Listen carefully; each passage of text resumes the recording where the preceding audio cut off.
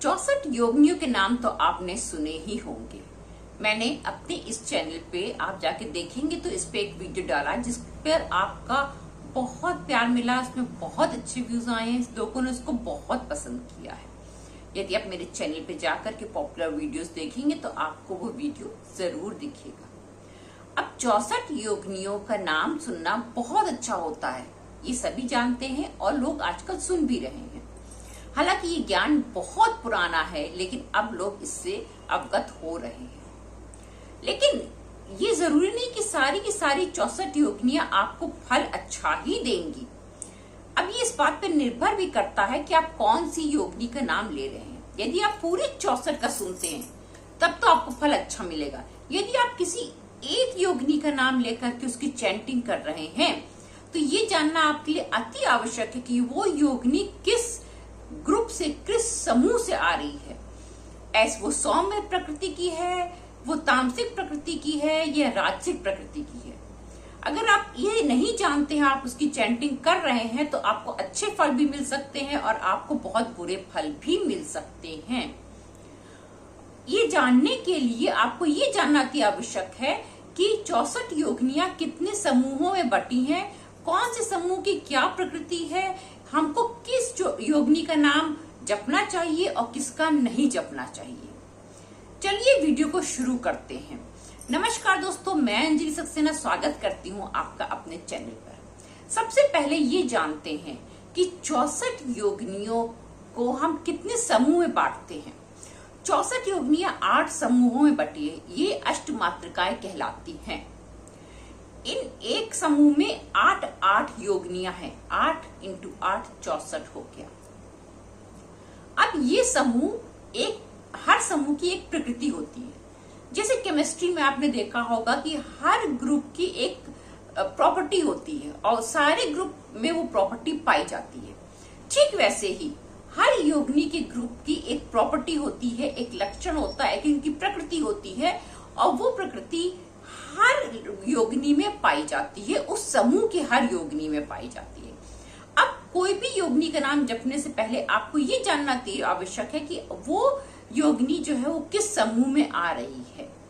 चलिए आपको आज हम पूरे समूह के बारे में बताते हैं और कौन से समूह का नाम की योगिनी का नाम आपको जपना चाहिए और कौन से समूह की योगिनी का नाम एक साधारण व्यक्ति को नहीं जपना चाहिए।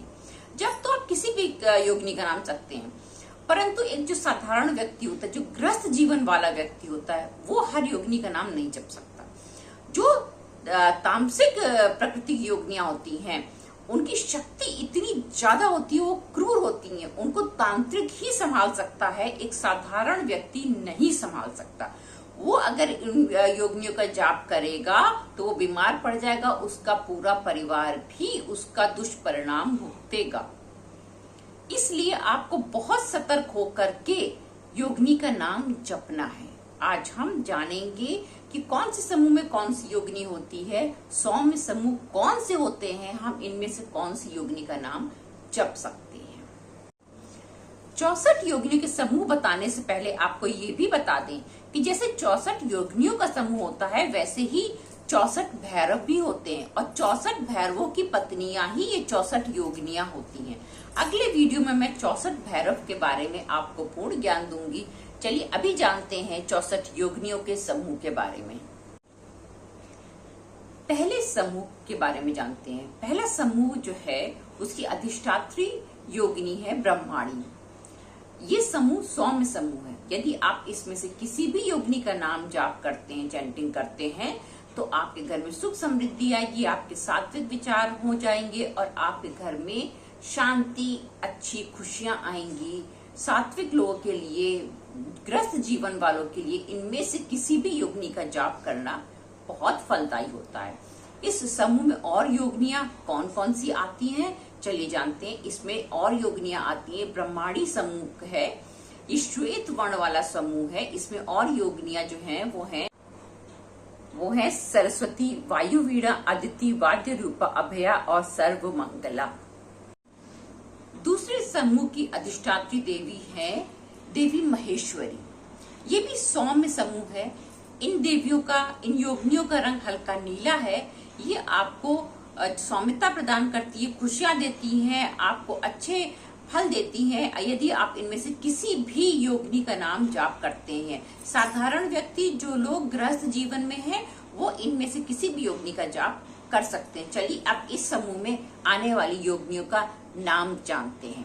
इस समूह में आने वाली योगिनियां हैं महेश्वरी, गौरी, उमा, गंगा, अजिता, यमुना, वायुलेख और धूमावती। योगिनियों के तीसरे समूह की अधिष्ठात्री योगिनी है कौमारी। ये मोर की सवारी करती हैं। इनका रंग हल्का नीला है और ये थोड़ी सी क्रूर प्रकृति की हैं, परंतु सात्विक लोग जो है वो इसका जाप कर सकते हैं। आपको फल अच्छा ही मिलेगा, परंतु थोड़ा सतर्क रह के करिए क्योंकि थोड़ा क्रूर है, इसलिए आपको दिक्कत भी हो सकती है। आइए जानते हैं कि इस समूह में कौन कौन सी योगिनियां आती हैं। इस समूह में आती है नर्मदा, योषा, कामायनी, स्तुति, समुप्रभा, ज्वालामुखी और अग्नेयी। ये इसकी योगिनियां हैं जिनमें से आप किसी का भी जाप कर सकते हैं। आपको फल अच्छा मिलेगा, परंतु थोड़ा सा क्रूरता हो सकती है, इसलिए मेरे हिसाब से जो भी गृहस्थ जीवन वाले हैं उनको इनमें से किसी का जाप नहीं करना चाहिए। हाँ, तांत्रिक लोग या जो कि शक्तिशाली लोग हैं वो चाहे तो कर सकते हैं। आइए अब जानते हैं कि चौथा समूह कौन सा है। चौथे समूह की अधिष्ठात्री योगिनी है वैष्णवी, जो कि विष्णु जी का रूप मानी जाती है। ये राजसिक समूह है। इनमें से आप किसी भी योगिनी का यदि आप जाप करते हैं, चैंटिंग करते हैं, 108 बार करते हैं, तो फिर आपको धन, ऐश्वर्य सब कुछ प्राप्त होगा, राजसी ठाठ मिलेंगे आपको। इन योगिनियों का रंग जो है वो गहरा नीला होता है। आइए जानते इस समूह में कौन कौन सी योगिनियां आती हैं। इस समूह में आती हैं लक्ष्मी, वारुणी, विंध्यवासिनी, कौबेरी, नीरजा, मोहलक्ष्मी और नारायणी। इनमें से आप किसी का भी जाप करें, आपको फल बहुत अच्छा मिलेगा, आपका घर भर जाएगा धन से और आपको ऐश्वर्य की प्राप्ति होगी। पांचवें समूह की अधिष्ठात्री योगिनी है वराही। ये जो है इस समूह में जितनी भी योगिनियां आती हैं उनका रंग सुनहरा है और ये राजसिक प्रकृति की योगिनियां होती हैं। इनके यदि आप जाप करते हैं, चैंटिंग करते हैं इनके नाम, किसी भी योगिनी के नाम की, तो आपको राजसिक ठाठ मिलता है, ऐश्वर्य मिलता है, धन की प्राप्ति होती है, आपके घर के भंडारे भर जाते हैं। आइए जानते हैं कि इस समूह में कौन कौन सी योगिनियां आती हैं। इस समूह में आती हैं मूर्ति, विरूपा, बैताली, जलकामिनी, भालुका, सर्पाशा और विनायकी। ये इस समूह की योगिनियां, ये राजसिक समूह होता है। छठे समूह की अधिष्ठात्री योगिनी है इंद्राणी। ये समूह भी राजसिक समूह होता है, इससे भी हमें धन, वैभव मिलता है। इनमें जो योगिनियां आती हैं उनका रंग जो है चमकदार पीला होता है और इनमें से आप किसी का भी जाप करें, आपके घर के भंडारे भर जाएंगे, धन की वर्षा होगी और आपको ऐश्वर्य की प्राप्ति होगी। चलिए जानते हैं कि इस समूह में कौन कौन सी योगिनियां आती हैं। इस समूह में आती हैं विकटनैनी, करकरी, विंध्यवासिनी, विरूपा, गांधारी, चंद्रकांति और सूर्यपुत्री। ये इस समूह की योगिनियां होती हैं। आइए अब जानते हैं कि सातवें समूह की अधिष्ठात्री योगिनी कौन सी होती है। सातवें समूह की अधिष्ठात्री योगिनी होती है चामुंडा। ये समूह तांत्रिक लोगों के लिए बहुत ही फलदायी होता है, क्योंकि इसमें जितनी भी योगिनियां होती है वो सब क्रूर प्रकृति की होती हैं और इनका जब साधारण व्यक्ति को और जो भी गृहस्थ जीवन वाले व्यक्ति हैं उनको नहीं करना चाहिए, क्योंकि इनका जो है प्रयोग तांत्रिक लोग करते हैं किसी बुरे कार्य की सिद्धि के लिए। इसलिए साधारण व्यक्ति को इनमें से किसी भी योगिनी का जप नहीं करना चाहिए। इस बात का आप बहुत ध्यान रखना चाहिए क्योंकि उनकी शक्तियों को आप बर्दाश्त नहीं कर पाएंगे, आप बीमार पड़ जाएंगे, आपका परिवार भी फिर इसके दुष्परिणाम को भोगेगा। आइए जानते हैं कि इस समूह में कौन कौन सी योगिनियां आती हैं। इस समूह में जो योगिनियां आती हैं वो हैं तारा, पद्मावती, चर्चिका, ककराली, अघोरा, घटबाली और भद्रकाली। इनमें से किसी भी योगिनी का जाप जो है वो किसी साधारण व्यक्ति को गृहस्थ जीवन वाले व्यक्ति को नहीं करना चाहिए। ये तांत्रिक लोगों के लिए अच्छी होती है क्योंकि इनका रूप बहुत ही भयंकर होता है। इनको कोई साधारण व्यक्ति इनकी शक्तियों को बर्दाश्त नहीं कर सकता।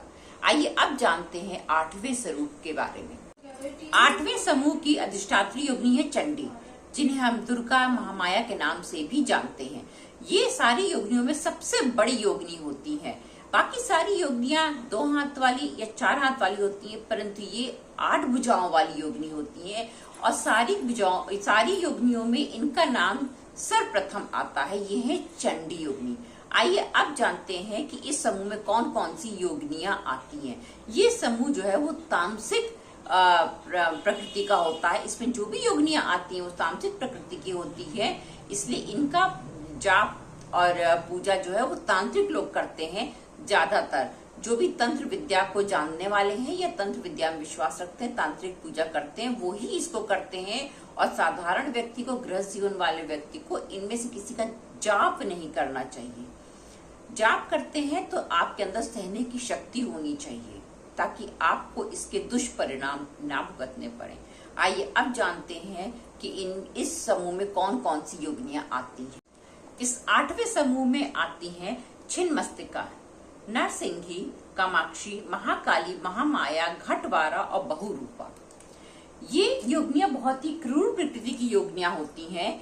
ये जो है वो तामसिक समूह होता है। तांत्रिक लोग इनमें से इन योगिनियों की पूजा करते हैं उनकी शक्तियों को प्राप्त करने के लिए। परंतु यदि कोई भी साधारण व्यक्ति अचानक इन योगिनियों के प्रभाव में, उनके ऑरा में आ जाता है तो वो बीमार पड़ जाता है, क्योंकि इनकी शक्तियां इतनी उग्र होती हैं कि उसको बर्दाश्त करने की क्षमता साधारण व्यक्ति में नहीं होती है।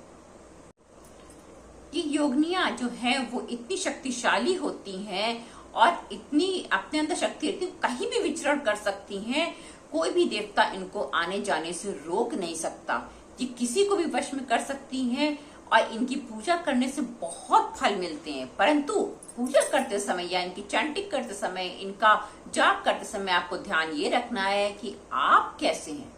यदि आप ग्रस्त जीवन वाले व्यक्ति हैं, यदि आप जो है वो बहुत ज्यादा शक्तियों को बर्दाश्त करने की क्षमता नहीं रखते, तो आप सौम्य योगिनियों का जाप करें। और जो तांत्रिक लोग हैं वो तामसिक योगिनियों का जाप कर सकते हैं। हाँ, एक राजसिक योगिनियां भी समूह होता है, उसमें से आप किसी योगिनी का जाप करते हैं तो आपको धन ऐश्वर्य मिलता है। लेकिन सौम्य वाली का जाप करेंगे तो आप धन ऐश्वर्य के साथ साथ स्वस्थ भी रहेंगे। आपके अंदर वो शक्ति है कि आप उसको बर्दाश्त कर लेंगे।